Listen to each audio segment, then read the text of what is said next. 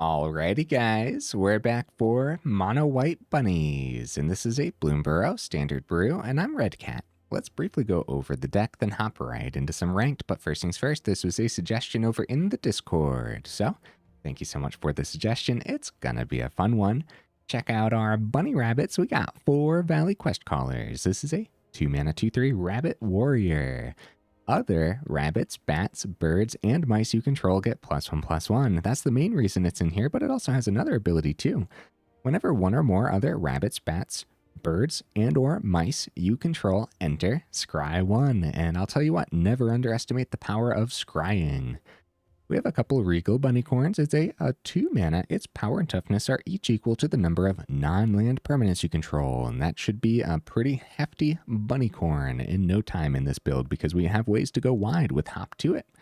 All 4 of them packed in. This is a 3-mana sorcery. Create 3 1/1 white rabbit creature tokens. Beautiful stuff. We have other token generation like Carrot Cake. All 4 of them packed in. It's a 2-mana artifact food. It has that food ability packed onto the bottom. But then also, when it enters, and when you sacrifice it, create a 1/1 white rabbit creature token, and scry 1. Not half bad, huh? So other bunny rabbits we have packed in, Seasoned Warrenguard should work well in here. So 1-mana 1/2. When it attacks while you control a token, it gets +2/+0 until end of turn, which is not half bad. On the top end, we have Warren Warleader. This is a 4-mana 4/4 with Offspring 2. Whenever you attack, choose one. You can create a 1/1 white rabbit creature token that's tapped and attacking, or attacking creatures you control get +1/+1 until end of turn. Beautiful stuff, man. There's a reason I got all 4 of them here on the top end. I really believe that this will do a thing today. Is that all our bunny rabbits? Well, we have some bats packed in too to work with the quest caller. We have a couple Ruin-Lurker Bats. This is a 1-mana 1/1 with flying and lifelink. And at the beginning of your end step, if you descended this turn, you scry 1, so more ways to scry. And it honestly won't be too difficult to descend in here. It might be as simple as like sacrificing a carrot cake, you know? We have Sanguine Evangelist producing some bats. And yeah, all these bats get that boost from the quest caller, which is actually pretty darn good. So Evangelist in general is going to be pretty darn good in here anyways, because it has Battle Cry, just an extra way to boost our creatures that are going wide is going to be very important. And that's also why I'm opting for Case of the Gateway Express, which will hopefully hit its target often. This could also be your spot removal of choice though. Other spot removal we have packed in, we have a couple Get Lost as well. Yeah, if you don't like Case of the Gateway Express, you could probably drop them. Go up a couple more Get Lost, and you'd probably be fine. Just remember too though, Case of the Gateway Express is an enchantment, so it also boosts like the Bunnicorn and whatnot too. So now Bunnicorn in and of itself doesn't have evasion or trample or anything, but maybe Skrelv can help us get that Bunnicorn through unblocked, you know? Now also with Skrelv, it's going to be pretty important to go ahead and protect our top end like Warren Warleader. We also have another top end here too, guys, that I almost forgot to go over. We have Mondrak Glory Dominus in here. So if one or more tokens would be created under your control twice, that many of those tokens are created instead. That should be pretty darn good in here. So good, in fact, the opponent probably targets this immediately. Yeah, it probably has a huge target on its back. Not too much card draw packed in, but we do have a couple Caretaker's Talent, which I think will do the thing nicely. Level 2 and level 3 are not unheard of on this card at all and should be pretty darn good. In the mana base, guys, we have 23 total mana. A couple of them are actually Mishra's Foundry, which I think will be fine in here. We also have a Lupinflower Village, as well as the 20 Plains. In the honorable mentions, I did consider Cavern of Souls for this list to help protect against counter spells and whatnot, but in the end, I decided that it would probably get in the way more often than not. Some other honorable mentions over here, guys. I thought about Case of the Uneaten Feast. Thought about the Guide Wing instead of the Ruin-Lurker Bat, but I think the Ruin-Lurker Bat's lifelink will come in handy more often than the Vigilance on the Guide Wing. However, the Guide Wing's ability is also pretty good too. So this is a birdie, which is why I considered it, because birds also get the boost from the quest caller. Thought about Claim Jumper for the list. Thought about a Harvest Right Host, which could actually be a really good budget trade out option if you don't have like the Caretaker's Talent or something. Thought about In the Trenches for the list, and then Patchwork Banner almost made the cut too. Potentially another great budget trade out if you don't have like the Sanguine Evangelist, for example. Also thought about Season of the Burrow for the top end. Didn't make the cut this time, but maybe as a one-of, it could be pretty good. Okay, guys, I do my dandiest to save the more in-depth discussion for the end of the video, so look forward to that. In the meantime, let's go ahead, take this into some ranked, and see how we do.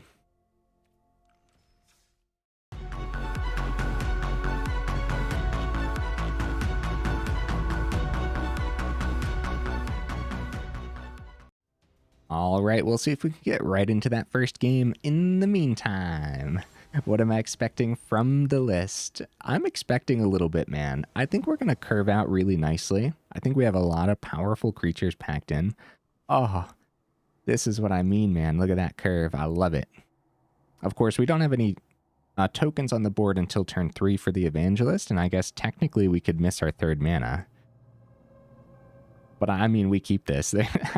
I literally can't imagine dropping the mulligan for this hand, so. Okay, Sunken Citadel on blue. There's our 3rd. Not bad, guys. Not bad at all. Regal Bunnicorn or Questcaller.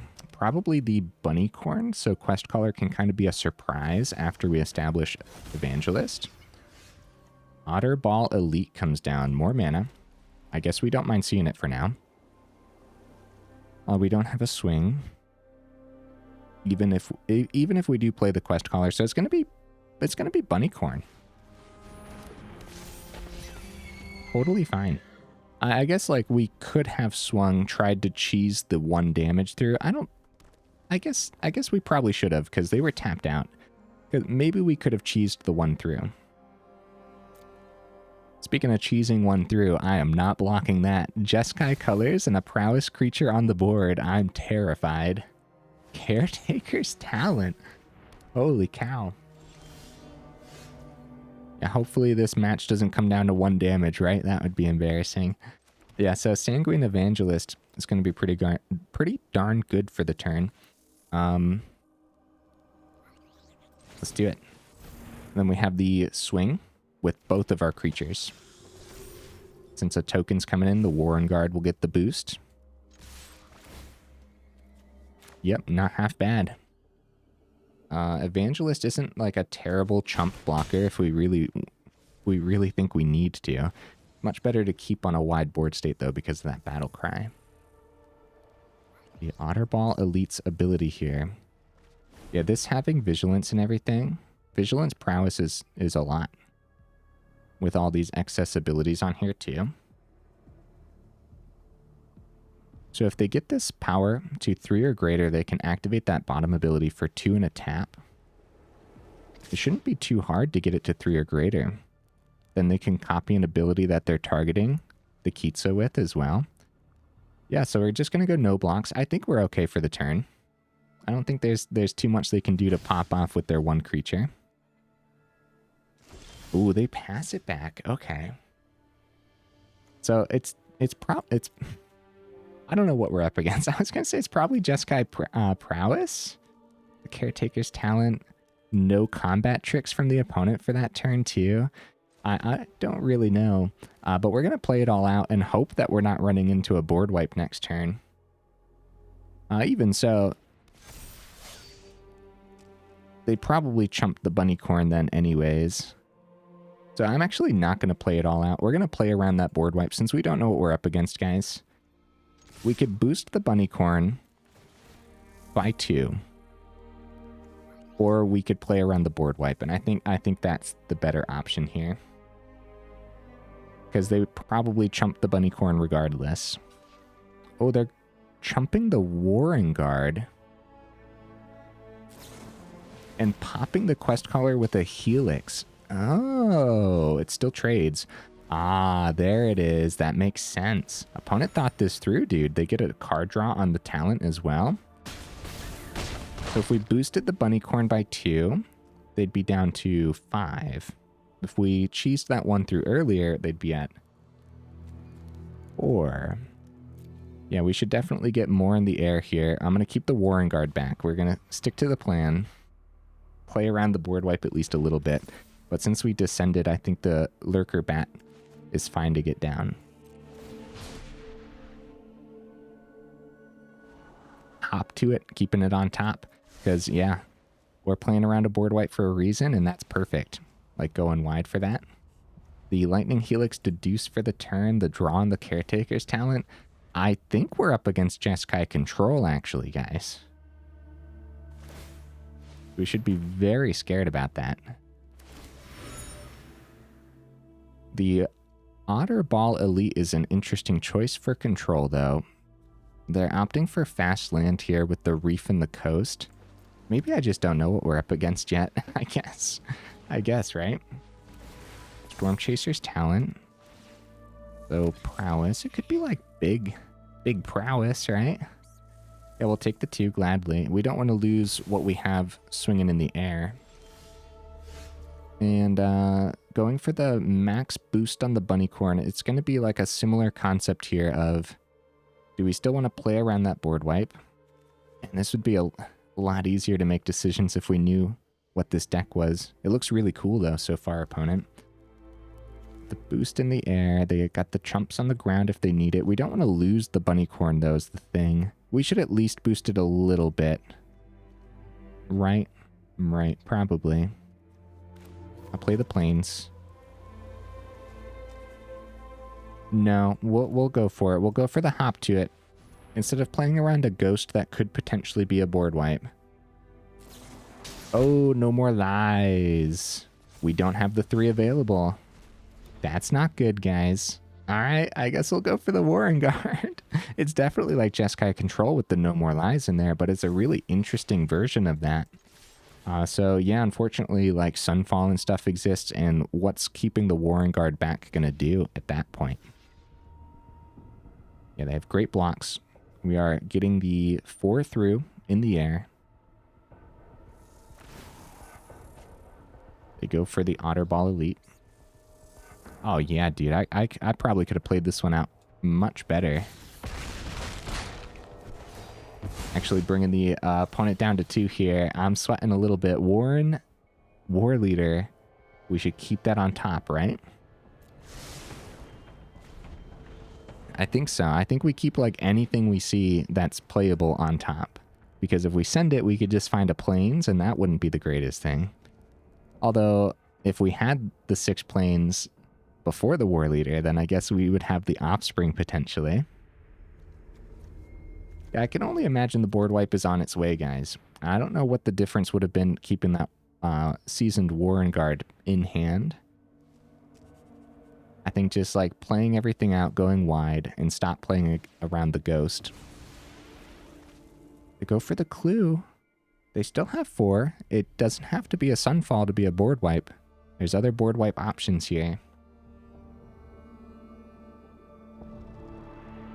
3 bats in the air.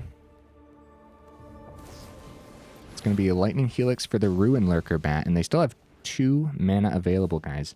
They go for the swing on the Otterball. We just take it. Uh-oh, Bunnicorn is also getting lost. So the map token, if it doesn't hit mana, we should have lethal here with the +1 ability on the Warren.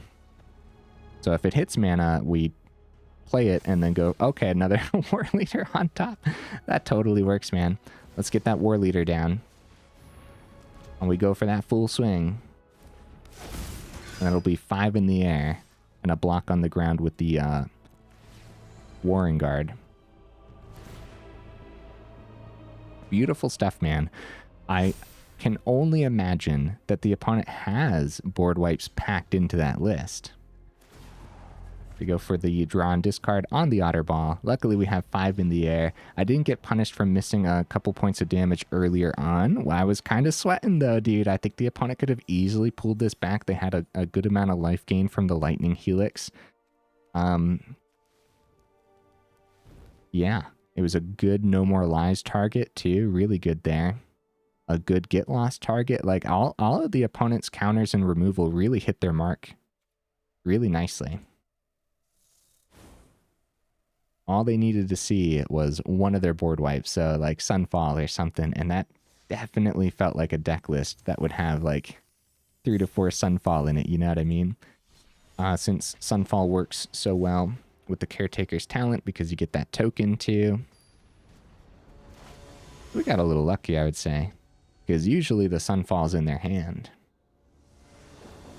And there were some awkward turns there where I chose to play around that, but then I also chose not to play around it on the following turns anyways, so realistically, just earlier on, I should have just played it all out when I could.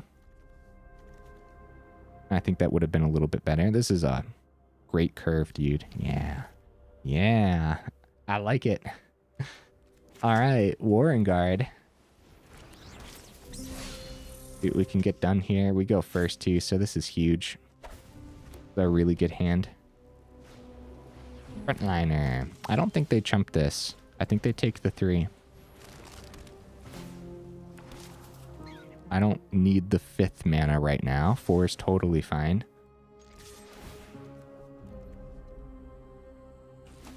Nice. Get that 3 through early on here, and Evangelist is going to be a great play for us next turn. Inspector. Oh, hey, some classic Boros tokens. Not the Boros token control. It's Boros token go wide. Very nice. I mean, that's a turn 2.5, huh? That's pretty good for the opponent. So they definitely have the double block into the Warrenguard at this point. We'd much rather force a triple block when it comes time. But if they have a turn 3... What is it? Warleader's Call or whatever.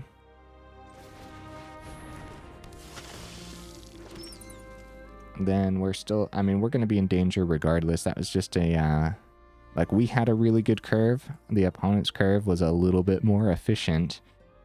So I think we should wait it out for the Warleader and just hope that their turn 3 misses a board buff. Find their 3rd mana. If they hit the board buff, I suppose they could... Okay, it's going to be Warden of the Inner Sky. They could keep the 2 open for, like, their flash creature and, like, pass it back. No, they play it right now because they want to tap it all down for the Warden then, I would assume. So 2 different versions of a go-wide build. And they sent 1 to the bottom.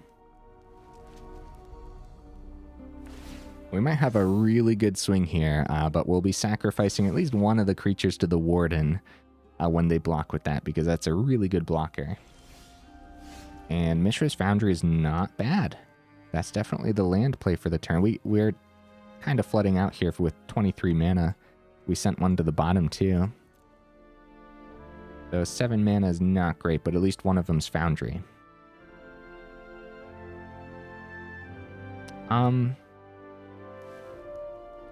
I mean, it's got to be the Warleader. And we should go for it, right? We should just, because we're in danger either way. We could easily die next turn, Immodane's Recruiter or whatever, even if we keep some blockers back. Like, if we're forced to block next turn from a Recruiter anyways, we're going to be losing half of our creatures. So, like, it's better to risk it, see what happens, because there's a chance then...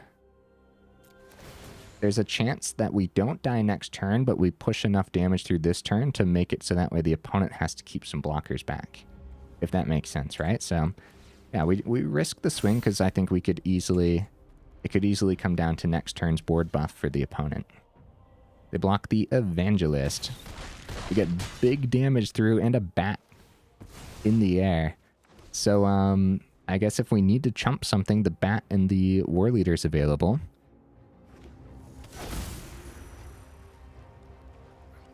Alright, let's see it, opponent. Let's see it, buddy.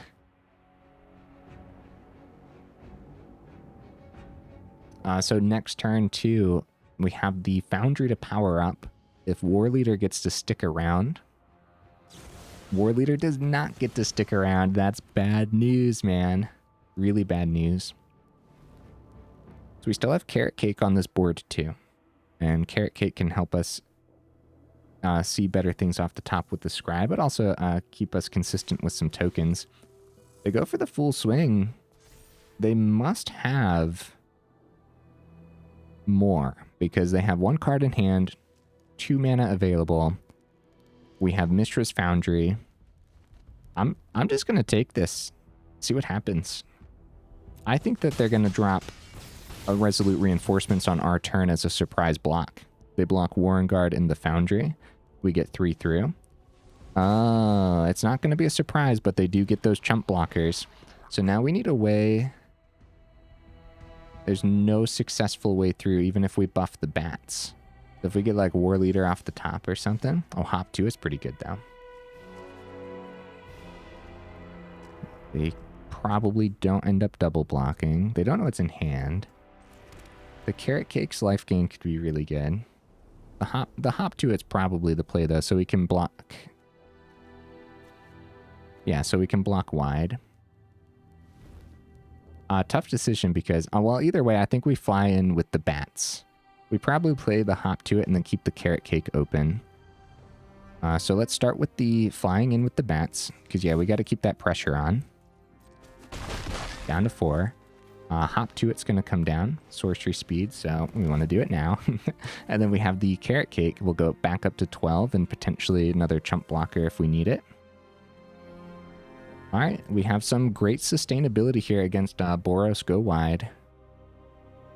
We'll see what we can pull off and see what the opponent does as well. They can always bring back the frontliner. Case of the Gateway Express. I guess they hit the Warrenguard or a bat, actually. It wouldn't be terrible to just take a bat out of the sky. Okay, they do hit the Warrenguard here. I think that is an excessive amount of extra damage to our poor little rabbit warrior. They do bring back the frontliner as well, and they're going for that nice wide swing here. We're going to do our best to just survive the turn. See where they buff. We're probably just going to chump the Warden and then count the rest of the 1/1s. We'll sacrifice this now, go back up to 12. Either way, we got to get the 4 through. So, oh, Warren Warleader. That'll also do it. The opponent's tapped out here, so we can safely chump as much as we want. Let's see, it's 1, 2, 3, 4, and then another. So that's actually 9 getting through. I will double block that, and we'll go down to 4 here. I hope I didn't miscount, because that would be awkward. Yeah, so right now we have the 4 on the board to get the 4 through. But then also if something else happened, right? Something I didn't plan for, yet GG opponent, then the Warleader was going to buff the 2 bats in the sky anyways. So not half bad, dude. Yeah, kind of feels like we got a little lucky again there. Also kind of feels like I could be playing these out a little bit better. Maybe I'm being too hard on myself. You guys let me know in the comments. I like sometimes we just pick up a deck list and it's just easy peasy. It's kind of like the deck lists just run themselves. And then other times I'm surprised by the amount of decisions we actually have to make. Yeah, I don't know. I feel like we could be playing it out a little better. Maybe.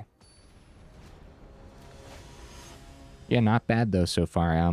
It's curving out as I anticipated, and all 4 Warrenguards, like that's like when we're scrying and we see the Warrenguard, not the Warrenguard, the Warren Warleader.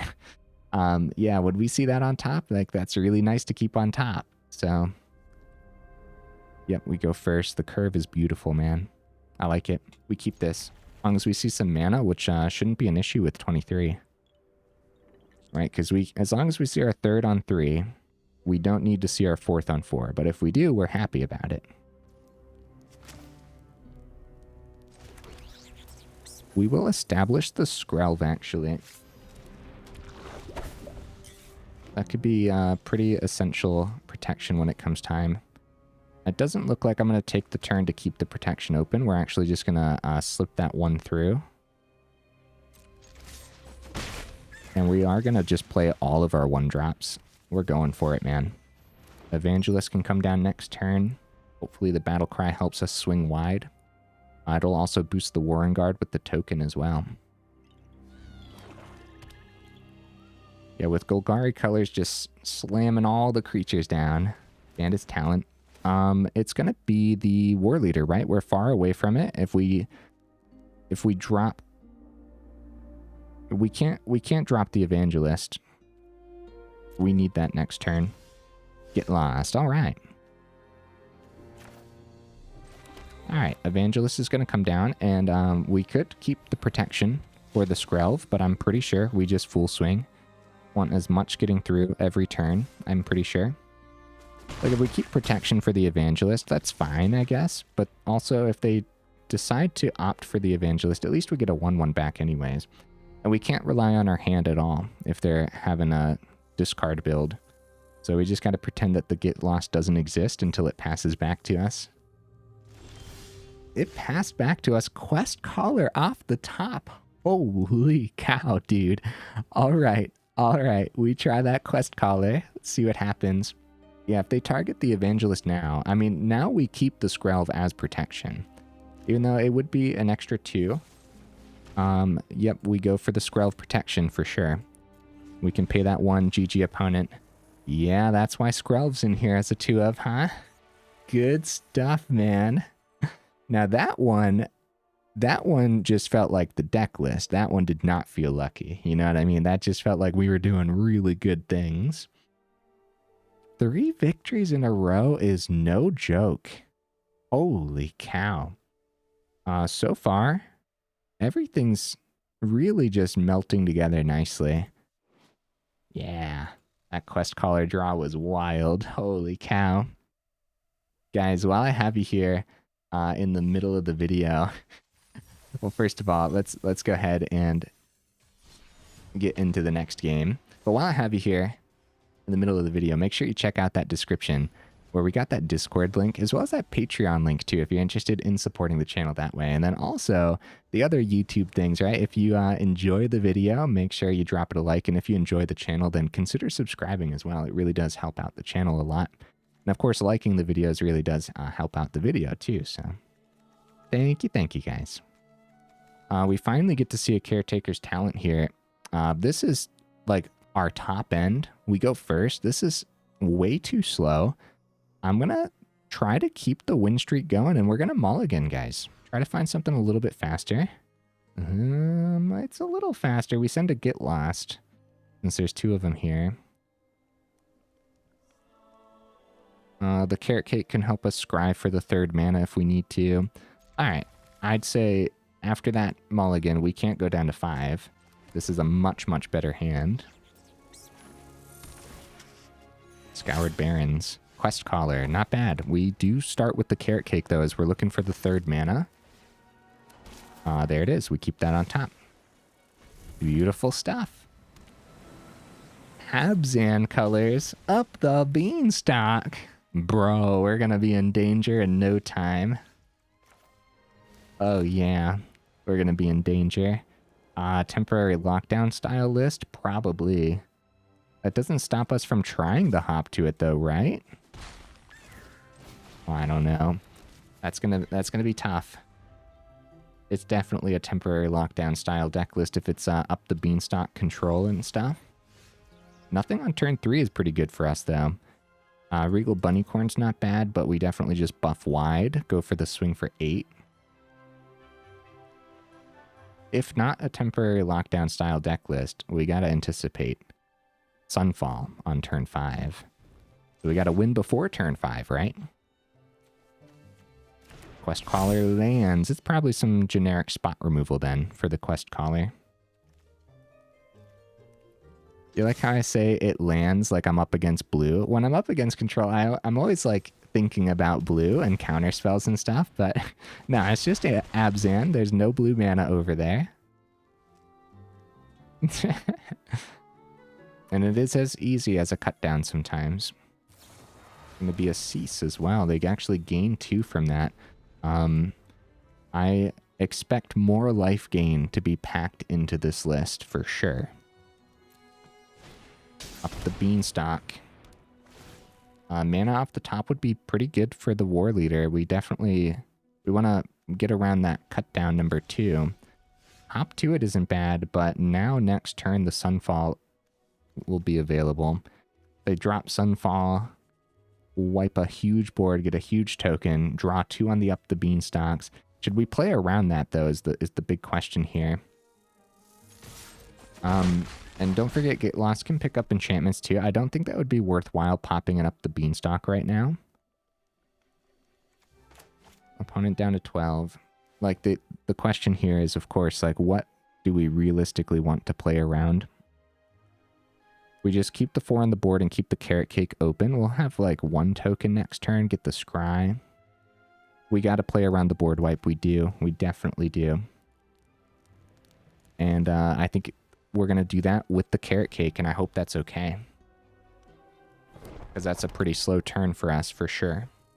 5th mana comes down.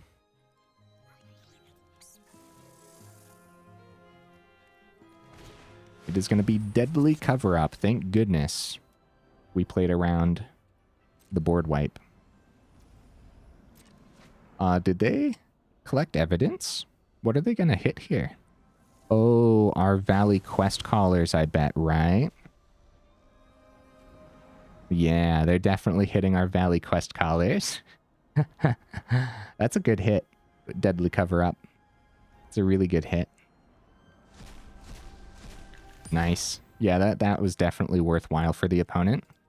Let's see what we can scry, because mana on the top would be good. And of course, getting that 1/1 back. Yeah, we'll keep the mana. And the Warleader can start helping us to go wide again. Is that better than... oh yeah, it's definitely... Start going wide again. And when it comes time... Like, hop to it might be a little better. They're tapped out right now. Alright, we go for the 1/1 rabbit. Down to 10. I think we're in danger, guys. For real. Drawing 2 after a board wipe and everything. And they can continuously do that. Turn after turn. I think we're in a lot of trouble. And maybe that says something about playing a Get Lost on an Up the Beanstalk. Probably not, though. It just doesn't feel worth it to me, but maybe it is, because if it was 1 Up the Beanstalk, I think we would have seriously considered this. Well, there's a 3rd one, too. Oh, man. I'm expecting some just generic spot removal for the Warleader, then, for the turn. Like, before we swing, probably, it would happen.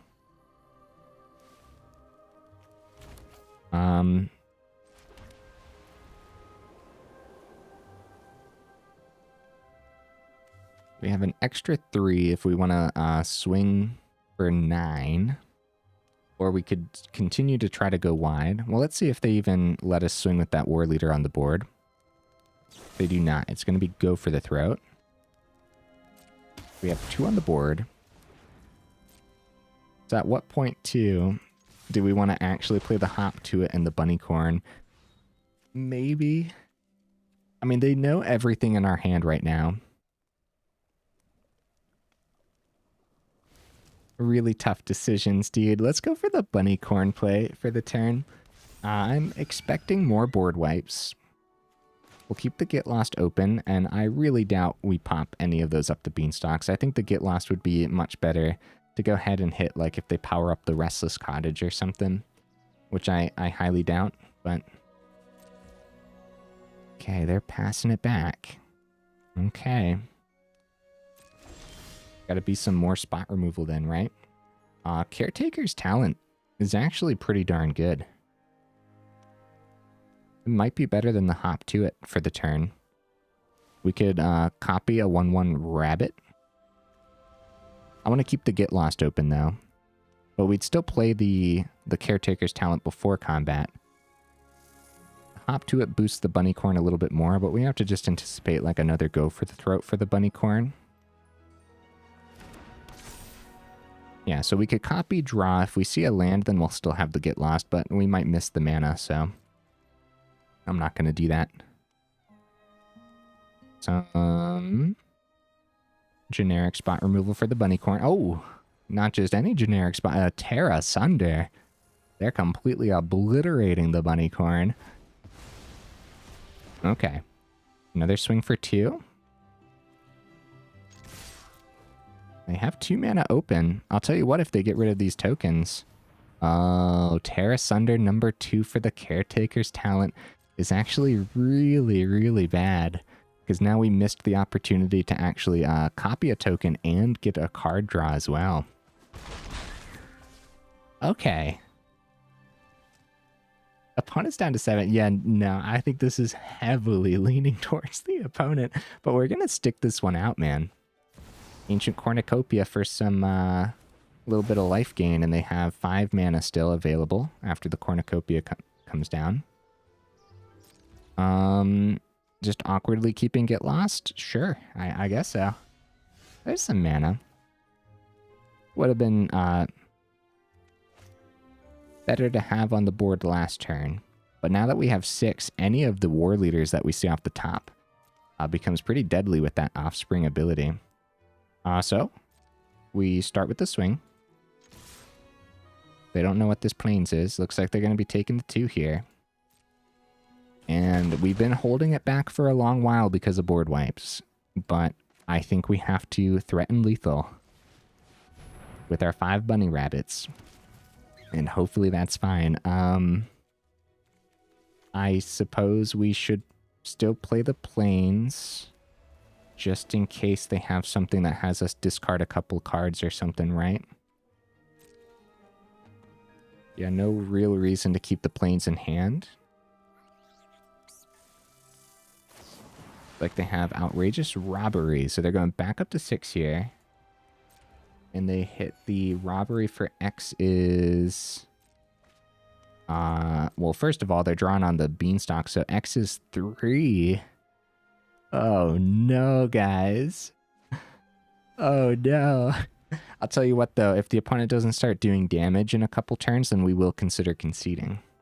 It also depends what we actually see on the top here, too. Hopefully the opponent saw triple mana, and now we'll see all the good stuff. Deadly Cover-Up. Yeah, we should probably just see what's on top. I'm still wondering if the Get Lost on one of these up the Beanstalks would have been worthwhile. It's like I said, if it was one up the Beanstalk, I think we would have seriously considered it. I think with the Deadly Cover-Up, if they hit... What do they hit here? The War Leader, yeah. Yeah, we should concede. That way we can get into one final game for the evening too. Because we're getting pretty late into the video and I still want to play one more. Because I'm having a blast with these bunnies. Let's see what's on top though first. Yeah, this might take the opponent a while, man. They do have like the Restless Cottage, but seriously, it might take like another 5 turns, and I don't think we're gonna be able to get there. Oh, Carrot Cake. That's actually not bad. Let's scry, see what's on top. Skrelv. Okay, there's see like all of our top end and all of our other creature boosting cards got exiled by the Deadly Cover-Up too. Mistress Foundry could have been pretty good actually, right? I think so. Probably would have just been picked up by spot removal though. But it doesn't get picked up by, like, Go for the Throat. Good game, opponent. Good game. We're going to drop that concede. This could really take a while, honestly. I want to get one more game in. Yeah, after the first board wipe, if we were able to push through just a little bit faster before their 5, then maybe. Like if Questcaller was actually able to stick around the board for at least 1 turn. All right, opponent, what you bringing to the table, buddy? Last game of the evening. Let's make it a good one. Win or lose, I'm very satisfied with how the deck is playing out. Good hand, we go first. Wow. You like to see that, huh? So, Carrot Cake. Swift Spear. Oh, this will be a good one. Up against Mono Red. Maybe we can really showcase something here. I think, ooh, Evangelist #2. I'm actually going to keep that, dude. Call me crazy. I think Evangelist is pretty good against Mono Red. It doesn't, like, it doesn't chump well against, like, all the trample, though. Double Swift Spear is terrifying. Nothing with the mountain means spot removal. Or burn, I should say. And burn for the Evangelist should be fine. I'll start with the swing, because I don't plan on chumping with our 1/1 right now. Probably going to have to pop that carrot cake for life gain when it comes time. As long as we survive the turn, of course, right? I suppose there's a small possibility that they could drop a third mana and really pop off with their Swift Spears, right? I don't know what it would take, but it'd take like Monstrous Rage, and then throw a Swift Spear or something crazy.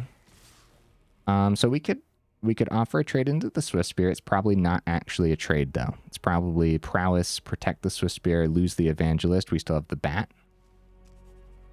So I'd much rather try this, and I'd rather the Evangelist take a shock away from our face rather than risk the block and the trample.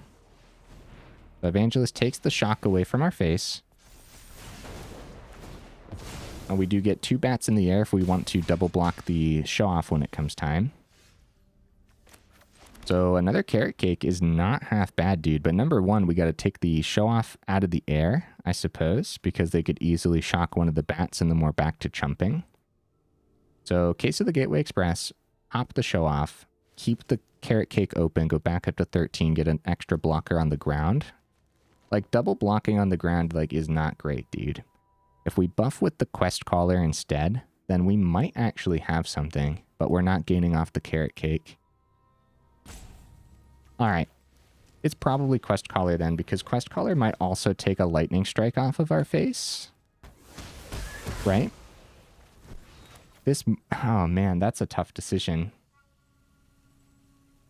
We have to keep all blockers back now, right? Like, we are at the point where we're in danger regardless. Lightning strike off of our face on the Questcaller means our blocks become insufficient for the Swift Spear prowess.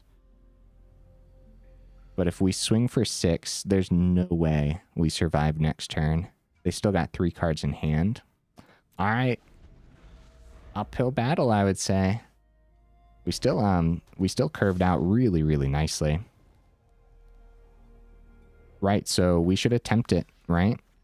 We'll attempt like a double block on 1. The prowess still gets around that so effectively.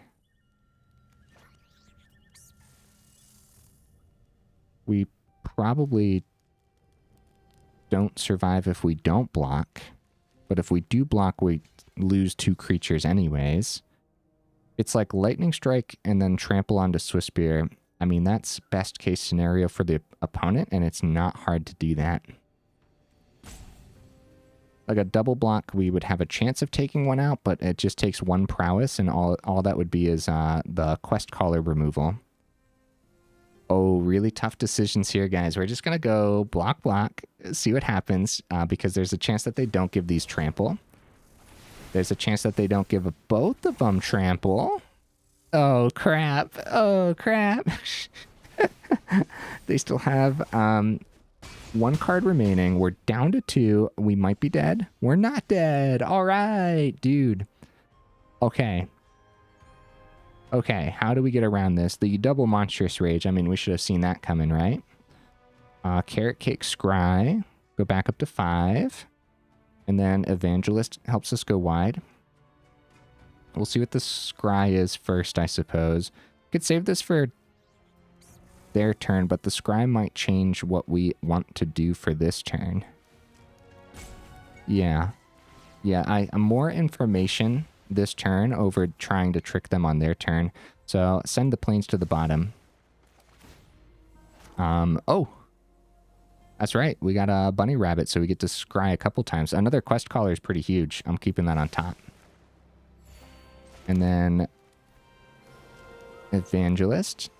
We're going to be forced to probably double block next turn. Evangelist will be great for that. Okay. No swings. If we can get these Swift Spears off this board somehow. Heartfire Hero is terrifying. Oh, they can give it haste too. That's not good, guys. That's not good. Where's the block then? It's got 1 mountain available. It's just a Rockface Village, which I suppose they can use to boost that hero to a 4/2. It's probably swing with hero regardless, because it's going to be 4 through either way. We might be forced to play Carrot Cake before the Questcaller. Yeah, the opponent has some decisions here, man.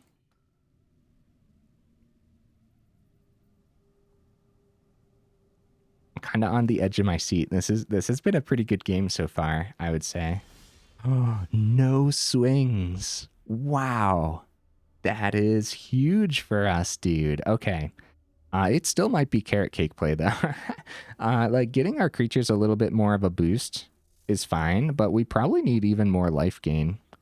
And I think we can start swinging in the air then, too, because if it's show-off off the top, it's just a show-off, you know what I mean? Skrelv, I'm going to send because we want to see a little bit more. Mondrak is a little bit too late for this game, right? So we're going to send that too. Okay. So yeah, like Questcaller boosts everything really, really nicely. But going up, we're going to save the Carrot Cake for their turn, right? We swing with Evangelist. Keep 3 on the ground. They don't know what's left in hand. They block Evangelist with the Swift Spear. We get another in the air for a chump on the show-off, right? And it's an extra 2 getting through in the air here too. I think that's okay.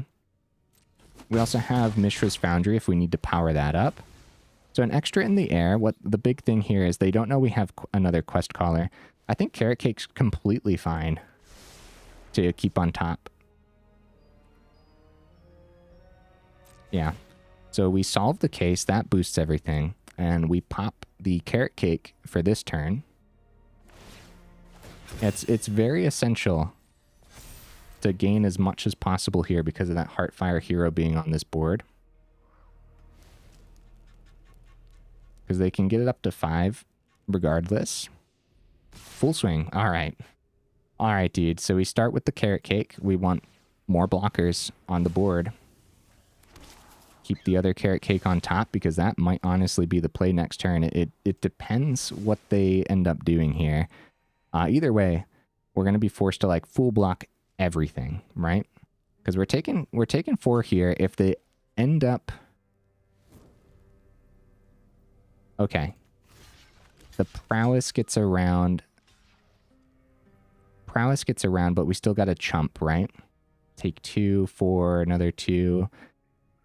This is crazy, but I think we have to actually double block one of the Swift Spears, and I don't want to block with the Questcaller because that gets rid of a potential victory for next turn, right? Because we can play Questcaller. My apologies, opponent. I'm thinking, buddy.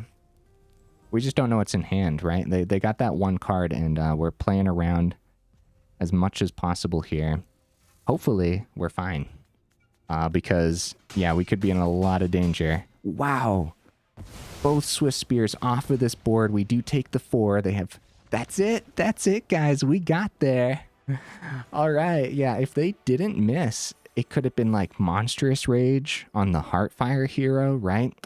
It could have been... If we went too low... They could have shocked our face, and then the Prowess Tramples would have gotten through as well. That would have been like 8 damage there too. Bringing the deck win rate up to an 80%, honestly, no joke, because these matches were no joke, right? Not half bad, dude. 48 minutes into the video, let's go ahead and go over this deck list one more time. That was a lot of fun, man. That was good stuff. Getting some of the daily wins in too. That's always nice. All right. Mono White Bunnies. This was cool, man. This was good. I liked it. I liked the 2 of Skrelv. Didn't get to see Mondrak come in today. If you don't have Mondrak, don't craft it. It's totally fine to just go up something else. Like more spot removal isn't going to hurt anything probably, right? Or like another Ruin-Lurker Bat is probably fine. I don't even think like dropping the Mondrak would affect your curve too much too, since we have like 4 of the War Leaders as well. Speaking of the War Leaders, this is a mythic card, and we have all 4 of them in here, so it is pretty expensive. So maybe you don't have all the War Leaders, maybe you don't want to craft all 4. It'll be a similar concept, man. But I'll tell you what, there's got to be a budget trade out that you could consider for your 4 mana spot that works with this whole go wide strategy. I might be wrong, but let me know in the comments, what could that potentially be if you don't have all the war leaders?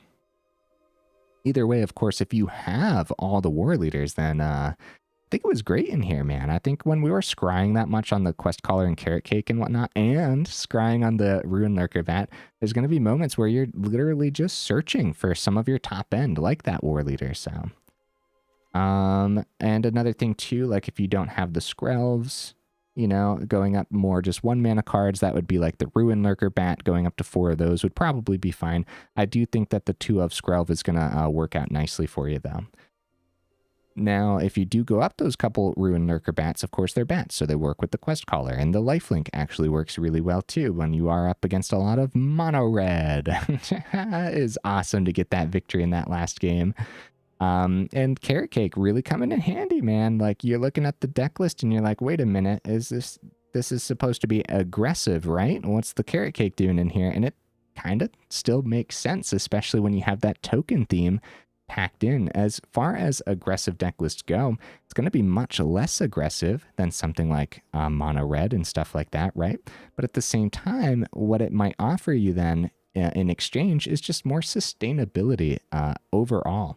And it might be able to sustain you well into that mid or late game.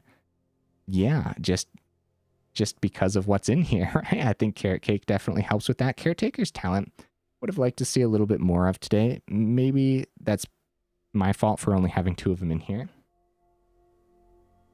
Also, a lot of rares packed in here in the 3-drop spot, guys. Evangelist is actually rare. Evangelist was really good today, all right? And like, first of all, the bats working with the Questcaller is huge, but the battle cry is actually very, very important when you're going wide. Just a very powerful creature in general. But let's say you only have 3 of them and you don't have 4. Well, you could consider like the 3rd Caretaker's talent then. Like if for some reason you have 3 talents and 3 evangelists, like that would be something to consider, right?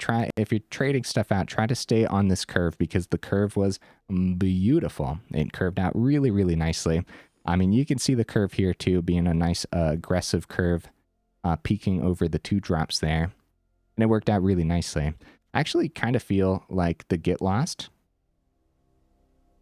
Okay, here's an example too. Like Get Lost is rare. Get Lost is everywhere. This Get Lost is worth the craft, first of all.